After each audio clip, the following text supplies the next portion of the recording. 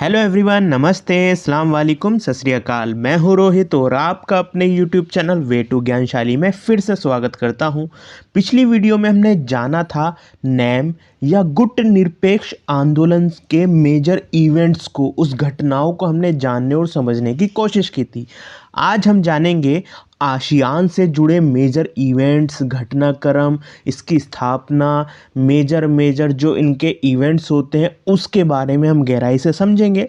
साथ ही साथ हम यह भी देखेंगे कि भारत और आसियान के साथ या बीच में क्या क्या संबंध रहे हैं। चलिए फिर हम शुरू करते हैं। आगे बढ़ने से पहले हमें इस चीज़ को भी ज़रूर जान लेना चाहिए, यह जो टॉपिक है, चाहे वो नेट जेआरएफ हो, टीजीटी हो, पीजीटी हो, केवीसी हो, जितने भी हमारे एग्ज़ाम होते हैं 20 से ए ग्रेड तक के, सभी में आसियान से जुड़े क्वेश्चन आपको देखने के लिए मिलते हैं। इसलिए किसी एक स्पेसिफिक पेपर को लेकर के, एग्ज़ाम को लेकर के वीडियो नहीं है, सभी को यहाँ पर शामिल किया गया है। तो सबसे पहले हिस्ट्री जानते हैं आसियान की।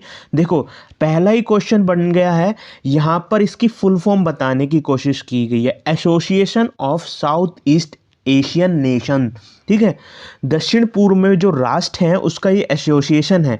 अब इसमें याद रखना आपको, फर्स्ट एक नंबर जो यहाँ पे सीधे आ गया वो ये है, ऑफ दिया गया है। ठीक है, कई बार ऑफ की जगह इन भी लिखा आ सकता है, फोर भी लिखा आ सकता है, या कुछ भी लिखा आ सकता है। तो आपको ये जरूर ध्यान रखना है, एसोसिएशन ऑफ है यहाँ पर। ठीक है, ना ही इन है ना ही फोर है, तो आपको association of south east Asian nation word को पूरी तरीके से इसकी फुल फॉर्म को याद रख लेना है। फिर हम ये भी पूछ सकते हैं कि इसकी स्थापना कब हुई। तो 1967 में इसकी स्थापना होती है और उसे क्या कहा जाता है, बैंकॉक घोषणा पत्र कहा जाता है। मगर यह क्वेश्चन, एक तीसरा क्वेश्चन यहाँ पर बनेगा कि आखिर कितने सदस्यों ने इसकी स्थापना 1967 में की। तो आपके सामने आंसर होगा, 5 देशों द्वारा इसकी स्थापना की जाती है। और जब इसकी स्थापना होती है तो वो 5 देश कौन से थे। देखो, बहुत सिंपल तरीके से हमने एक ट्रिक बनाई है जो आपको जान लेनी चाहिए, और आपके ये कहीं ना कहीं पता होता है कि इस तरह की संस्था हम देखते हैं। तो वो संस्था का नाम है IMF, इंटरनेशनल मॉनेटरी फंड। आप सभी जानते हैं। तो आई से क्या बनेगा, आई से इंडोनेशिया बन गया आपका, एम से क्या बन गया, मलेशिया बन गया, यानी कि मॉनेटरी से क्या बन गया, मलेशिया बन गया है। एफ से क्या बनेगा, फिलीपींस, यानी कि आपको इंटरनेशनल मॉनेटरी फंड से क्या बन गया, 3 देशों के नाम याद हो गए, इंडोनेशिया, मलेशिया, फिलीपींस। बाकी बचे 2 सदस्य। तो 2 सदस्यों के लिए जरा ध्यान दें, हमने लिखा है इंटरनेशनल मॉनेटरी फंड ने SDR दिया थाईलैंड और ब्रुनेई को, परंतु विलंब कब तक। देखो, यहाँ पर 5 देशों तक हम पहले सीमित कर देते हैं। एसडीआर आप सभी को पता है, इंटरनेशनल मॉनेटरी फंड जो IMF है उसकी मुद्रा को हम कहते हैं SDR, उसे कहा जाता है। तो एस से क्या बन गया आपका, SDR से क्या बन गया, सिंगापुर। आपके 4 देश आपको पता चले गए, यानी कि इंडोनेशिया, मलेशिया, फिलीपींस, सिंगापुर आपको पता चल गए। अब बचा 5वां जो है थाईलैंड, उसे हमने सीधे ही रखा है और इसके साथ एक देश और ले लिया है जो बाद में शामिल होता है, परंतु पहले 5 को हमने याद कर लेना है। तो 5 हमने कौन कौन से बताए, देखो, आई से इंटरनेशनल से इंडोनेशिया, ठीक है, मलेशिया मॉनेटरी हो गया, एफ से फिलीपींस हो गया यानी कि फंड हो गया, SDR जो हो गया सिंगापुर। तो आपको यहाँ 5 देशों के नाम याद रखने कैसे, इंटरनेशनल मॉनेटरी फंड ने SDR दिया किसको, थाईलैंड को। फिर हमने क्या कहा कि बाकी 5 और सदस्य, टोटल आज इसमें वर्तमान में 10 सदस्य हैं, बाकी 5 और सदस्य बाद में बने हैं, उसको कैसे याद करना है, इसको पहली लाइन से याद करने के, इंटरनेशनल मॉनेटरी फंड ने SDR दिया थाईलैंड और ब्रुनेई को। हमने बाद में क्या शामिल कर दिया, थाईलैंड को दिया ही दिया SDR, बाद में किसको और दे दिया, SDR के राइट्स दिए जाते हैं, वो IMF पढ़ेंगे जब उसमें बताएंगे। तो ब्रुनेई को और दे दिया। देखो, ब्रुनेई तक आपको याद कर लेना, उसके बाद क्या करना, परंतु विलंब कब तक। ब्रुनेई को दिया तो सही है राइट्स, मगर पूरी तरीके से आज भी वो इम्प्लीमेंट नहीं हो पाया, तो इसलिए हमने क्या ट्रिक रखी, विलंब कब तक। अब वी से क्या बनेगा, देखो, वी से वियतनाम हो गया हमारा, फिर ले है, यानी ले से, एल से क्या बनेगा हमारा, लाओस बन गया। फिर बै से, देखो, बै से तो म्यांमार का एम आता है, मगर हमें पता है म्यांमार का पुराना नाम क्या है, बर्मा, तो इसलिए हमने क्या लिखा है, विलंब।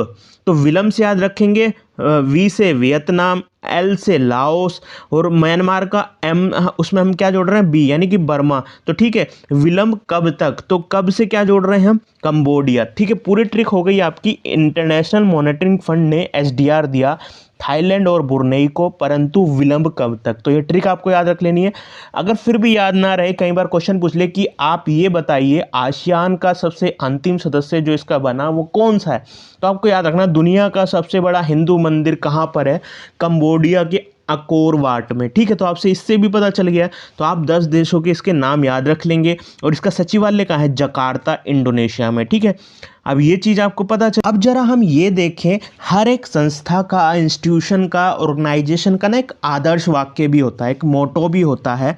वैसे ही इस आसियान का भी खुद का भी एक मोटो है। यहाँ से भी आपका एक नंबर बन गया। कैसे, वो ऑप्शन में दे सकता है कि one vision, one identity, one community किसका मोटो है या आदर्श वाक्य। तो आपको ईयू दे सकता है, एयू दे सकता है यानी कि अफ्रीकन यूनियन, यूरोपीय यूनियन या सार्क कंट्री। ठीक है, तो आपको याद रखना है जो one vision, one identity, one community आदर्श वाक्य मोटो है वो किसका है, आसियान देशों का है। तो इसे लागू करने के लिए देखो, अब इसमें क्या है, एक वन कम्युनिटी नाम का वर्ड जुड़ा हुआ है। ठीक है, इस मोटो में ही वन कम्युनिटी अलग से दिया गया है, एक समुदाय का। ठीक है, एक समुदाय का। तो उस एक समुदाय की थीम को लागू करने के लिए बाली कॉनकॉर्ड होता है 2003 के अंदर। इस चीज़ को याद रखेंगे, बाली कॉनकॉर्ड 2003 के अंदर होता है, ये आपके सामने रखा है।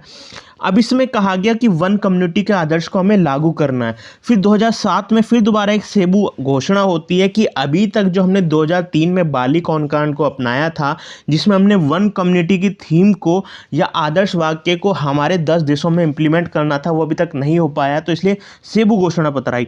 मगर ये लागू कब होता है, 2015 में।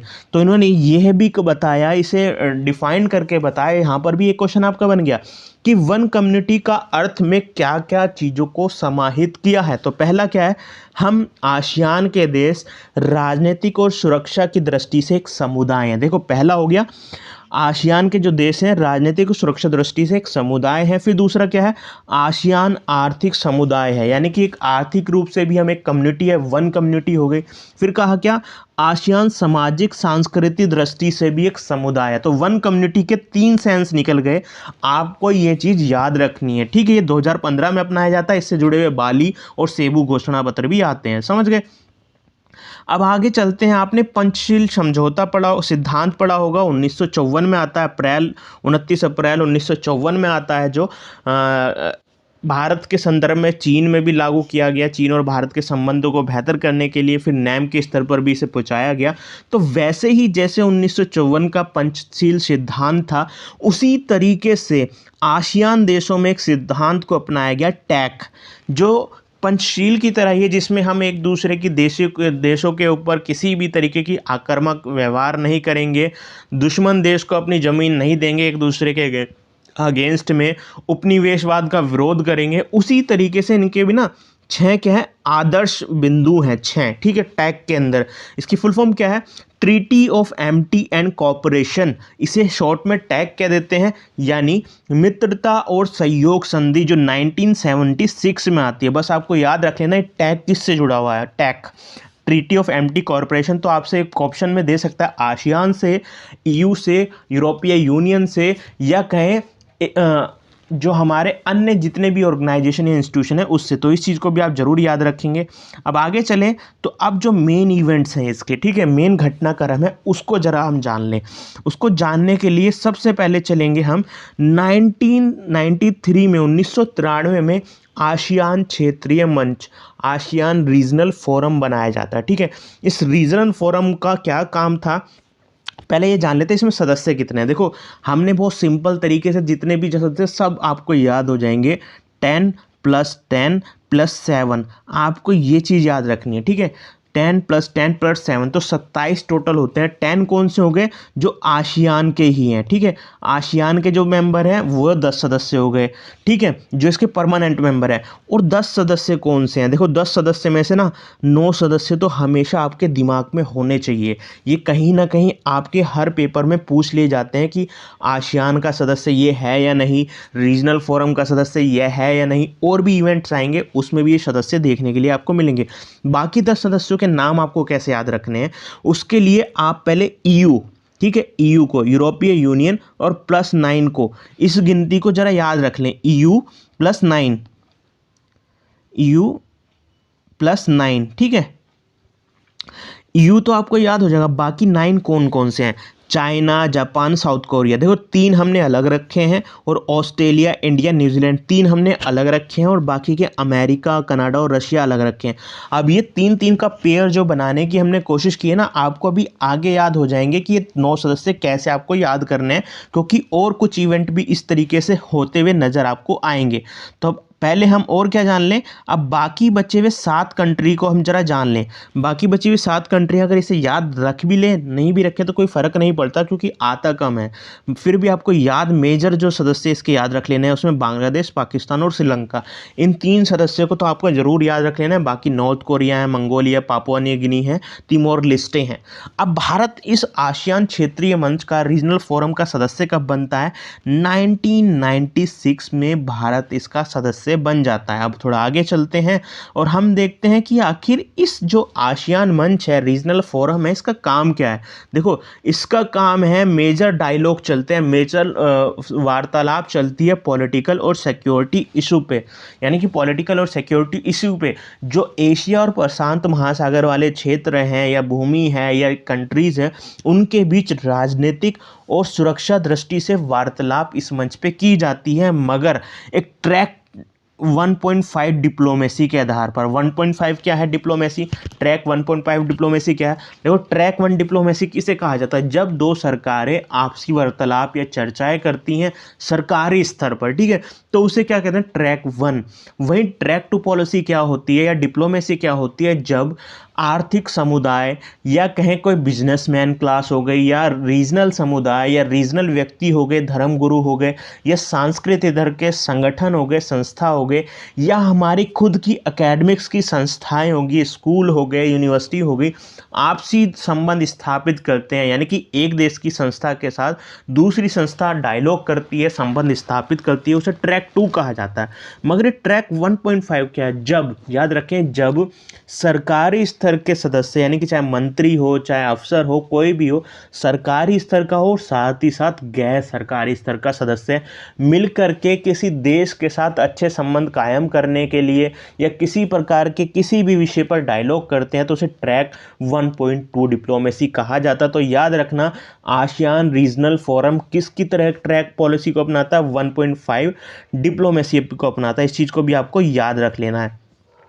अब जानते हैं, हमने कहा था ना कि EU प्लस 9 सदस्य कैसे आपको याद रखने हैं। तो देखो सबसे पहले ना आसियान प्लस 3, ठीक है, आसियान प्लस 3, ठीक है, इन 3 कंट्री को याद करना है। कैसे? ये इनिशिएटिव लिया गया था, ये पहल की गई थी आसियान के 10 देशों के बीच प्लस 3 देशों के बीच, तो 13 सदस्य इसके हो गए। आसियान प्लस 3 उसे कहा जाता है, आसियान प्लस 3 इनिशिएटिव या पहल कहा जाता है। 1997 में याद रखिए, देखो याद रख लेना, ये जो आपको सन है ना, ये जो ईयर है, इसको याद रख लेना, क्रम से भी ये कुछ ना कुछ इनिशिएटिव आपसे पूछ लेता है पेपर में। तो इसके 3 सदस्य हैं, आसियान प्लस 10 और 3 हमने पेयर बनाया था, ऊपर याद करें, पहला पेयर बनाया था चाइना का, जापान और साउथ कोरिया का। तो इस 3 सदस्य ये हो गए, जिसे हम आसियान प्लस 3 इनिशिएटिव कह देते हैं, जो 1997 में आता है। अब आगे चलते हैं, तो आसियान प्लस 6, उसे आसियान प्लस 6 इनिशिएटिव कहा जाता है, पहल कहा जाता है। देखो प्लस 3 में आपने क्या जाना? प्लस 3 में ये 3 सदस्य थे, कौन कौन? चाइना, जापान और साउथ कोरिया, और प्लस 3 और जुड़ गए, यानी कि प्लस 3 और जुड़ गए तो कितना हो गया? टोटल 6 हो गए। तो ऑस्ट्रेलिया, इंडिया और न्यूजीलैंड, ये 3 सदस्य और जुड़ जाते हैं, तो ये आसियान प्लस 6 इनिशिएटिव हो जाता है। और ये इनिशिएटिव क्या था आखिर? ये इनिशिएटिव या पहल है कि इस क्षेत्र में, इस आसियान वाले और प्रशांत क्षेत्र में क्या करना है, आर्थिक तौर पर हमें फ्री ट्रेड एग्रीमेंट को बढ़ावा देना है, ठीक है, इसको ही बेस बना करके ये बनाया गया है, ठीक है। तो आप ऊपर चलें दोबारा, हमने क्या कहा आपसे? आसियान प्लस 3 और प्लस 3, तो प्लस 3 में ये 3 कंट्री आ गई, फिर प्लस 3 में ये ऑस्ट्रेलिया, इंडिया और न्यूजीलैंड एक साथ आ जाते हैं, और प्लस 3 में जो बाद में 9 हो गए, अमेरिका, कनाडा और रशिया को हम कहते हैं। समझ गए? अब ये तीनों के पेयर आपको पता चल जाएंगे। अब हम चलते हैं, हाँ, अब ये भी चीज़ बहुत इंपॉर्टेंट हो चुकी है कि आसियान प्लस जो 6 हैं उसमें से भारत बाहर हो चुका है। 2017-18 में भारत इस इनिशिएटिव से, इस पहल से बाहर हो चुका है, क्योंकि भारत को FTA का, फ्री ट्रेड एग्रीमेंट का कहीं ना कहीं घाटा हो रहा था, इसलिए भारत इससे बाहर हो जाता है। मगर एक जो सबसे ज़्यादा महत्वपूर्ण चर्चा यहाँ पर होने वाली है वो ये है, क्योंकि ये बहुत कम, मुझे ऐसा, मेरी नज़र में तो ऐसा है कि ये क्वेश्चन नहीं पूछा गया, हो सकता है आगे पूछा जा सके। तो ASEAN defence minister meeting plus, इस प्लस को याद रखना, ये साथ में ही इसके जुड़ा हुआ है, आसियान डिफेंस मिनिस्ट्री प्लस। ये क्या है? देखो, ये इनिशिएटिव था जो इन सभी देशों के, किसके, इसमें देखो 10+8 है, ठीक है, 10+8 है, 9 नहीं है। पहले हमने 3-3 का पेयर बनाया ना, वो 9 नहीं है, इसमें हमने बताएंगे और 9वां और 10वां सदस्य कौन है जो इसमें शामिल नहीं है। तो पहले हम जान ले, ये 2010 से चालू होता है। कहाँ पर चालू होता है? इसकी पहली बैठक वियतनाम के अंदर होती है। वियतनाम के अंदर, आपको पता है ये इसका एक सदस्य है आसियान का, तो वियतनाम से इनिशिएटिव चालू होता है। इसमें क्या था, जो इन सभी देशों के 18 देशों के डिफेंस मिनिस्टर थे, रक्षा मंत्री थे, या अन्य उनके जो साथ में जाते हैं अफसर, वो यहाँ पर मीटिंग करने जाते हैं, और उसका यही उद्देश्य है कि आसियान वाले रीजन में और प्रशांत वाले रीजन में जो भी सुरक्षा के मुद्दे हों उस पर चर्चा, विचार विमर्श किया जाए, यहाँ क्षेत्र में शांति स्थापित किए जाए। याद रखना 2010 में इनिशिएटिव आता है। इसके 10+8 सदस्य कौन है? देखो, वही पेयर आपको याद रखना है कि चाइना, इंडिया, जापान, हमने रेड इसलिए कर दिया कि इंडिया सभी इनिशिएटिव है, बस आसियान +6 वाले इनिशिएटिव से भारत बाहर हो चुका है। Japan, New Zealand, south Korea, sorry यहाँ पर नॉर्थ कोरिया ना कर करके आप साउथ कोरिया करेंगे, ठीक है, साउथ कोरिया है यहाँ पर, ठीक है, रशिया और USA। अब यहाँ पर 9 तो 10, हमने उस पर 10+9, आप 9+1 बताया था ना आपको, एक EU था, तो यहाँ पर एक तो EU नहीं है 10वां सदस्य, ठीक है। अब दोबारा सुनिए, यहाँ पर 10+8 है, तो यहाँ पर होने चाहिए 10+8, सॉरी 10+10,